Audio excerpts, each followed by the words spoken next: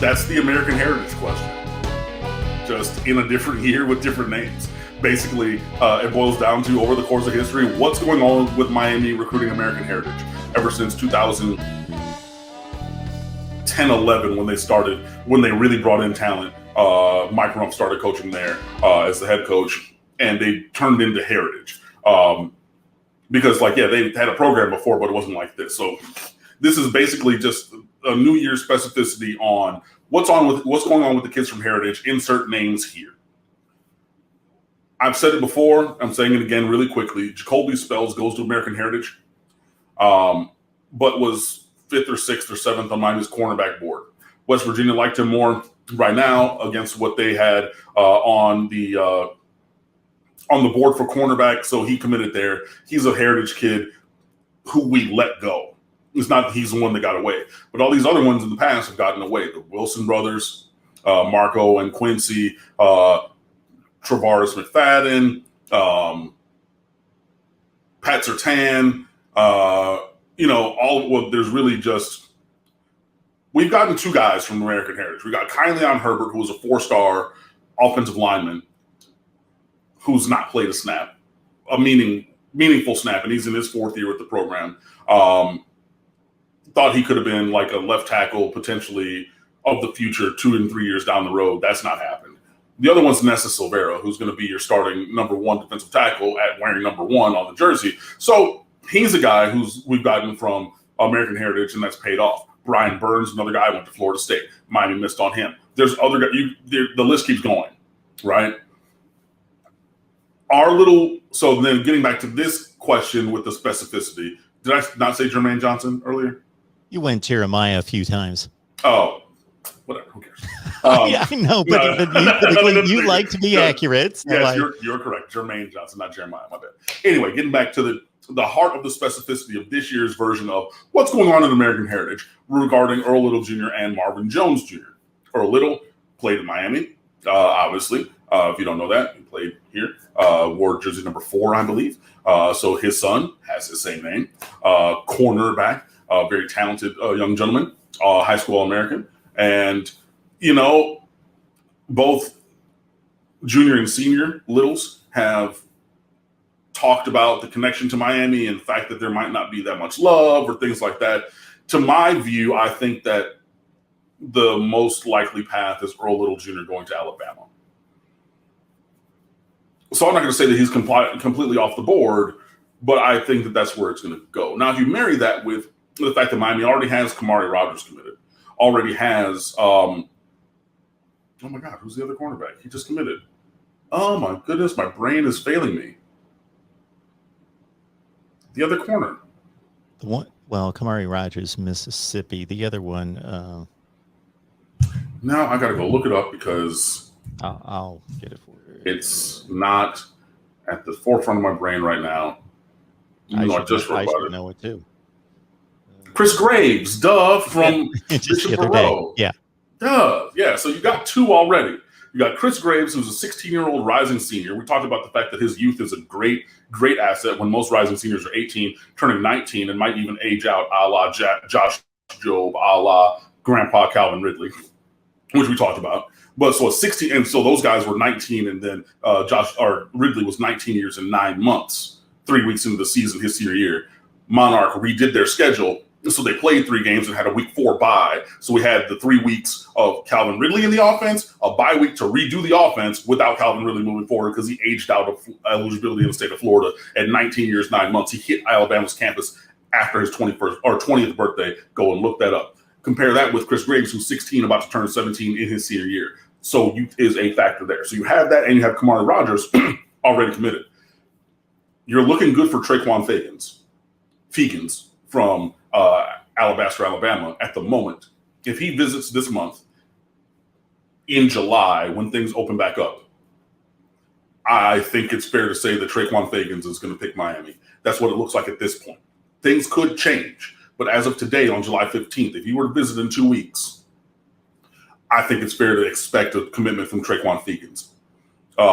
He's been tweeting a lot of stuff about Miami. His family's been tweeting a lot of stuff about Miami. They've peppered in there a couple other ones, so it's not only Miami, but it's one of those timeline sleep. Okay, you know, when you like say something reckless, but it's like timeline sleep. We're all gonna, like, the whole family, like mom, dad, brother, kid, all tweeting about Miami. So if you get Traquan Fegans to go along with Rogers and Graves, you're talking about two of the top 10 cornerbacks in Rogers, who's ranked 9th overall, and then at cornerback on the 247 composite, and then Fegans, who's ranked 10th, and he's 6'2" and an All-American, and then Graves, again, who's 6'1" with wiggle and speed and only 16 years old. If I get them three, would I love to have Earl Little Jr. on the field? Yes. Would I love that legacy and everything continuing? Absolutely. But if I get Fegans to go along with Rogers and Graves, close it down, sign me up. I'm good. Because then you're replacing, if you're talking about missing on Little Jr., you're replacing that slot with equal or more talented guys. That's the kind of recruiting we need to have, regardless of the names. So that's about him. About Marvin Jones Jr., Miami's going to continue to push. He's one of the elite pass rushers in this class. He's one of the elite pass rushers in America. Obviously, son of Marvin Jones, whose father went to Florida State, So it's going to be a battle. You have that legacy situation going there. Plus the fact everybody and their mama wants him on their team. But I think that of the two, it's more realistic or potentially possible for Miami to get Jones Jr. as opposed to Little Jr. Because especially when you look at the fact that Miami already has 2 cornerbacks committed and trending solidly for Traquan Fegans. That's not even mentioning Nick Cole. That's not even mentioning the Henderson twins, Jakari and Damari, one of which plays corner and the other one plays safety. That's not even mentioning these other guys. So you have enough Miami-level talent, all-American level talent, blue-chip talent, where if the decision is made, Earl Little Jr., who's 5'11", versus Kamari Rogers, who's 5'11", he's better. Well, comparable. Let me not say better, but comparable. Traquan Fegans is 6'2". That's a different physical profile. Okay, I'm going to take him. Chris Graves, 6'1", 11 flat in the 100, and again, 16 years old. I'm going to be okay with that, even if I know people are going to say, well, his daddy named Earl Little. His name Earl Little. His daddy played in Miami. Why didn't the kid play in Miami? Sometimes it doesn't work out like that. But I think that in the case of Little, there is the recruiting cover for Miami to move forward without him in the class. And then with Jones, you're going to work at that. But then again, you're also having that same thing rear its head that's been the case year over year that I started this segment with about what is the struggle with Miami recruiting American heritage, especially in the fact that you have Mike Rumph, who was the head coach that brought that program up. Because before Mike Rumph, they were a 5-5, 6-4 high school team. Ryan Williams, who won a state championship at Miramar, ended up going to Miami. He transferred from American Heritage to Miramar to go to a championship level high school program because at the time American Heritage was not that.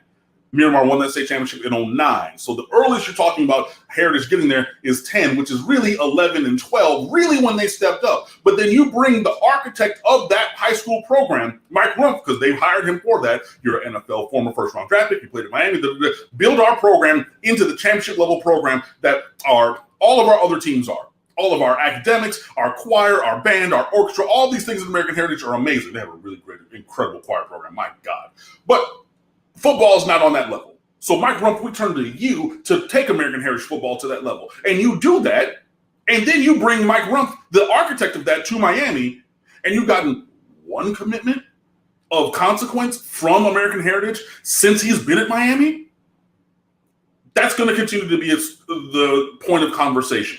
Even if, again, I laid out clearly for you, if we go in a different direction than Earl Little Jr., that is covered. If we go in a different, or if we miss on Marvin Jones Jr., you can still recruit defensive ends because there's more than you can shake a stick at right now. But again, in that way where we got Malik Curtis from Bishop Verot and went back this year and got the All-American or the blue chip guy, because Malik Curtis was a 3-star. You go back to Bishop Verot this year and get a 4-star in Chris Graves. Why? We've been there. You see, you can trust us, all these kind of things. At American Heritage, that has to be a point of conversation. And mine is going to go back there for 2023's recruiting class. Why? Number 1 wide receiver in America, Brandon Ennis, plays there. Santana Fleming transferred from there, from Carroll City there. Another blue chip wide receiver. Mark Fletcher, an awesome running back. He's been there, but those are other guys who go to Heritage who Miami's going to want in on. So to me, it's less about the individual names and more about the overall issue recruiting that school. Because again, we can go back year after year after previous year and have the same question. Cam, what's going on with insert recruiting players from American Heritage? It's more about the macro than the micro in this instance for me.